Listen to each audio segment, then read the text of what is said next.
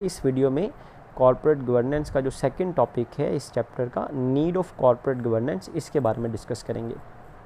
जैसा कि मैंने आपको प्रीवियस वीडियो में बताया कि कॉर्पोरेट गवर्नेंस का मतलब ये है कि एक well regulated and automatic system जो ऑर्गेनाइजेशन में इम्प्लीमेंट कर दिया जाता है, जिसकी वजह से ऑर्गेनाइजेशन ऑटोमेटिकली वेल डायरेक्टेड और कंट्रोल्ड एनवायरनमेंट में काम करती हैं, रूल्स एंड रेगुलेशन को फॉलो करते हुए काम करती हैं, जिसमें किसी भी अथॉरिटी, डायरेक्टर या मैनेजर या किसी भी एम्प्लॉय के लिए पॉसिबल नहीं होता कि वो पर्सनल बेनिफिट के लिए ऑर्गेनाइजेशन के रिसोर्सेज को यूज़ करे। एक ऐसा well regulated system corporate governance हमें रिकमेंड करता है, जिसमें प्रिंसिपल्स बताए जाते हैं, बेस्ट प्रैक्टिसेस बताई जाती हैं।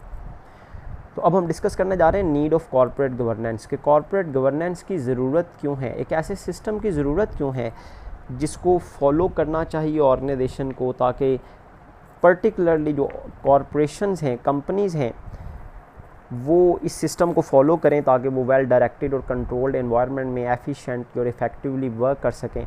इसकी रीज़न ये है कि कॉरपोरेशंस में होता क्या है, separation of ownership and management और ओनरशिप सेपरेट होती है। मतलब कॉरपोरेशंस में, कंपनीज़ में जो ऑनर्स होते हैं, शेयर होल्डर्स होते हैं, they are not allowed to work as a employee, as a manager of a company. सिवाय डायरेक्टर्स के, कॉरपोरेशन के शेयर होल्डर्स को कॉरपोरेशन में, कंपनीज़ में as an employee, as a manager काम करने की इजाज़त नहीं होती। कॉरपोरेशंस जो हैं वो पेड पर्सनस के ज़रिए चलाई जाती हैं, मैनेजमेंट के ज़रिए चलाई जाती हैं। तो मैनेजमेंट और ऑनरशिप सेपरेट होती है। देखिए, अगर ऑनर खुद मैनेजर्स हों, ऑर्गेनाइजेशन को रन कर रहे हों, ऑर्गेनाइजेशन में काम कर रहे हों, तो फिर उन्हें किसी सिस्टम की, किसी एक्सटर्नल पार्टी की ज़रूरत नहीं है कि भाई वो उन पर चेक एंड बैलेंस रखें, मॉनिटर रखें, क्योंकि वो ऑनर्स हैं, खुद जानते हैं भाई कि अगर वो एफिशिएंटली काम करेंगे, मेहनत से काम करेंगे, रूल्स एंड रेगुलेशन को फॉलो करेंगे, तो इससे उनका ही फ़ायदा है। लेकिन जब मैनेजर्स जो हैं वो ऑनर्स नहीं होते, पेड पर्सनस होते हैं, तो they are concern with their salaries. तो हो सकता है कि वो ऑर्गेनाइजेशन के रिसोर्सेज को ज़ाती फ़ायदे के लिए इस्तेमाल करें।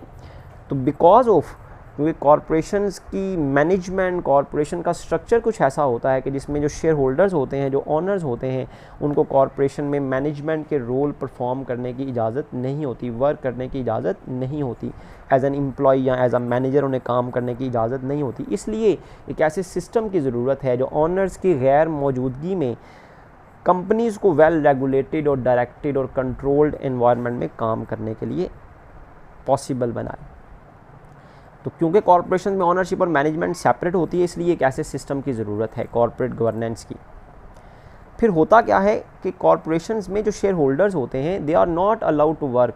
तो फिर वो क्या करते हैं, अपने में से कुछ लोगों को चुन लेते हैं एज अ डायरेक्टर। जिस तरह हम as a citizen of Pakistan choose करते हैं भाई कि ये हमारे नेशनल असेंबली के मेंबर्स होंगे, ये हमारे प्रोविंशियल असेंबली के मेंबर्स होंगे, फिर उनको हम इख्तियार दे देते हैं भाई वो हमारे लिए फ़ैसले करते हैं। इसी तरह directors are solidly responsible to make decisions. Owners, share holders में से कुछ लोगों को इख्तियार दे दिया जाता है कि वो कंपनी के डायरेक्टर बन जाएं और वो अकेले ही कंपनी के फ़ैसले करते हैं। शेयर होल्डर्स का उसमें अमल दखल नहीं होता। एज आ शेयर होल्डर वो सिर्फ वोट दे सकते हैं, लेकिन मोस्टली डिसीजंस जो हैं वो डायरेक्टर्स ने करने होते हैं, अपने बिहाफ पर करने होते हैं।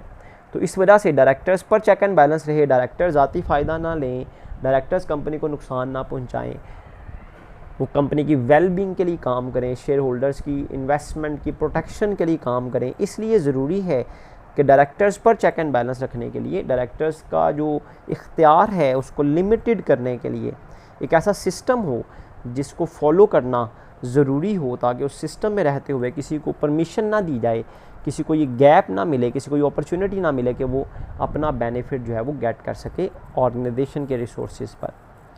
देन डायरेक्टर्स भी सारे काम खुद परफॉर्म नहीं करते, वो अपनी पावर्स डेलीगेट करते हैं मैनेजर्स को। मैनेजर वो जो हुआ पेड पर्सन, जो कि कंपनी के एम्प्लॉय होते हैं।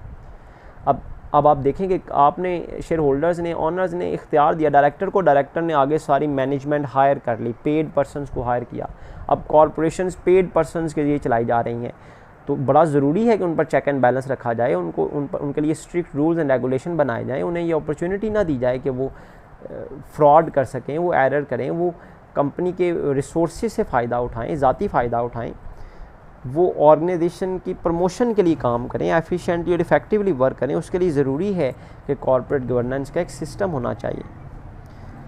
जिस तरह हम देखें जी अपने जो मुंतखब करदा नुमाइंदे होते हैं, MNAs, MPAs, गवर्नमेंट जो है डेमोक्रेसी में हम उनको खुद चूज़ करते हैं, इसी तरह कंपनी का स्ट्रक्चर भी डेमोक्रेटिक होता है। तो हमें उन पर यकीन नहीं होता कि भाई ये हमारे फ़ायदे के लिए काम कर रहे हैं, हमें ये डाउट रहता है कि भाई ये अपने सेल्फ बेनिफिट के लिए काम करते हैं, इनको ज़्यादा कंसर्न अपने फ़ायदे से होता है, ये हमारी परवाह नहीं करेंगे। इसी तरह डायरेक्टर जो फाइनल रिपोर्ट्स बनाते हैं, फाइनेंशियल रिपोर्ट्स बनाते हैं या किसी भी किस्म की कोई रिपोर्ट बनाते हैं कंपनी के हवाले से, उसमें समझा जाता है कि ये considered as apathy and acquiescence, कि ये बेरहमी से बनाई गई है, बेहिसी से बनाई गई है और ज़ाती फ़ायदे के लिए बनाई गई है। मतलब अपने आप को प्रोटेक्ट करने के लिए, एक्यूसेंस ज़ाती फ़ायदे के लिए बनाई गई है। अपैथी बेहिसी से बनाई जाती है, मतलब ये अपने आप को सेव करते हैं, बस अपने आप को क्लियर करते हैं, इसमें रियलिटी नहीं होती। तो डायरेक्टर्स की रिपोर्ट को शेयर होल्डर इस नज़र से देखते हैं कि ये बेहिसी और ज़ाती फ़ायदे, ज़ाती जो अना है उसकी बुनियाद पर बनाई जाती है, अपने आप को सेव करने के लिए बनाई जाती है। Then conflict of interest between management and share holder, share holder और मैनेजमेंट के इंटरेस्ट में कॉन्फ्लिक्ट होता है, मतलब मकासद में फ़र्क होता है। शेयर होल्डर को ज़्यादा से ज़्यादा प्रॉफिट चाहिए, जबकि मैनेजमेंट को अपनी सैलरी चाहिए, अपनी कमीशन चाहिए। तो ये कॉन्फ्लिक्ट ऑफ इंटरेस्ट है कि शेयर होल्डर्स देखें, अगर ख़ुद उनको अलाउड होता कि वो काम करें तो वो प्रॉफिट के लिए काम करते, डे एंड नाइट एफर्ट करते, लेकिन जो कंपनी की मैनेजमेंट है, जो एम्प्लॉयज़ हैं, उनको कंसर्न सिर्फ अपनी सैलरी से है कि भाई हमें सैलरी मिलनी चाहिए। तो कॉन्फ्लिक्ट ऑफ इंटरेस्ट आ जाता है, जिसकी वजह से ज़रूरी है कि एक ऐसा सिस्टम हो जो एंडोर्स करे, जो उनको मजबूर करे कि भाई उन्होंने शेयर होल्डर्स के फ़ायदे के लिए काम करना है, ना कि सिर्फ़ और सिर्फ अपनी सैलरी के लिए। कॉर्पोरेट गवर्नेंस की ज़रूरत इसलिए भी है क्योंकि एनुअल जनरल मीटिंग को शेयर होल्डर्स बहुत कम अटेंड करते हैं, इज़ पुअरली अटेंडेड। देखें, एनुअल जनरल मीटिंग वो वाहिद प्लेटफॉर्म है जिसके ज़रिए शेयर होल्डर्स अपनी राय का इजहार कर सकते हैं, ऑब्जेक्शन अराइज कर सकते हैं, एतराज़ात लगा सकते हैं, कंपनी की पॉलिसीज़ को चेंज कर सकते हैं, या किसी पर डाउट का इजहार कर सकते हैं, किसी पर क्लेम कर सकते हैं। लेकिन होता क्या है, शेयर होल्डर डिस्पर्स होते हैं पूरे पाकिस्तान में, पाकिस्तान से बाहर कुछ लोगों ने शेयर्स ख़रीदे, फिर वो थोड़ी थोड़ी तादाद में होते हैं, से किसी का 1% कंपनी में ऑनरशिप टाइटल होता है, किसी का 1% से भी बिलो होता है। कंपनी के फॉर एग्जांपल 5 लाख शेयर्स हैं, स्टॉक्स हैं, उसमें किसी के पास 500 हैं, किसी के पास 5000 हैं। तो हर कोई शेयर होल्डर ये सोचता है भाई उसके अकेले से क्या फ़र्क पड़ेगा कुछ करने से। तो वो एनुअल जनरल मीटिंग जिसमें राय ली जाती है, जिसमें वोटिंग होती है, जिसमें फ़ैसले सुनाए जाते हैं, कंपनी की रिपोर्ट्स प्रेजेंट होती हैं, जिसमें अपॉर्चुनिटी दी जाती है कि आप एतराज़ात उठाएं, आप अपनी मर्ज़ी के लिए अपनी आवाज़ उठाएं, इसको शेयर होल्डर्स बहुत कम अटेंड करते हैं। जब शेयर होल्डर्स अटेंड नहीं करेंगे तो क्या होगा, सारा इख्तियार डायरेक्टर्स के पास चला जाएगा, डायरेक्टर्स ऑल इन ऑल हो जाएंगे कंपनी के फ़ैसले करने में। तो यहाँ से फिर डायरेक्टर्स को ये मौका मिलता है कि वो अपने फ़ायदे के लिए फ़ैसले करें, अपने आप को प्रोटेक्ट करने के लिए, अपनी वेल्थ को मैक्सिमाइज़ करने के लिए फ़ैसले करें, अपने बेनिफिट्स ज़्यादा से ज़्यादा लेने के लिए फ़ैसले करें।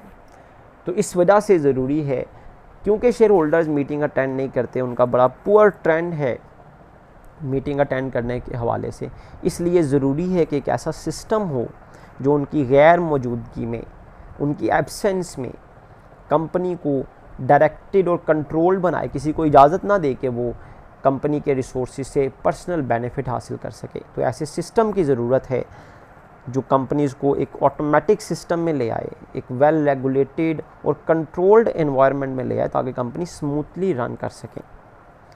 तो उम्मीद है आपने कॉर्पोरेट गवर्नेंस के इस सिस्टम की नीड को भी अंडरस्टैंड कर लिया होगा। मैं अपनी इस वीडियो को भी यहाँ पर वाइंड अप करता हूँ। नेक्स्ट वीडियो में, आज के ही लेक्चर में हम डिस्कस करेंगे कि कॉर्पोरेट गवर्नेंस के हवाले से कौन से ऐसे प्रिंसिपल्स हैं, बेस्ट प्रैक्टिसेस हैं जो रिकमेंड की जाती हैं कंपनीज़ के लिए, जो OECD ने रिकमेंड की, जिनको फॉलो करके कंपनीज़ जो हैं वो अपने सिस्टम को वेल रेगुलेटेड और कंट्रोल्ड बना सकती हैं। इनको हम कहते हैं जी combined code of corporate governance, जो OECD ने बनाए। तो OECD का तारुफ भी पढ़ते हैं नेक्स्ट वीडियो में, और OECD से रिलेटेड जो प्रिंसिपल्स हैं उनको भी डिस्कस करते हैं। मैं अपने वीडियो को यहाँ पर वाइंड अप करता हूँ। जज़ाकुमुल्लाह खैरा।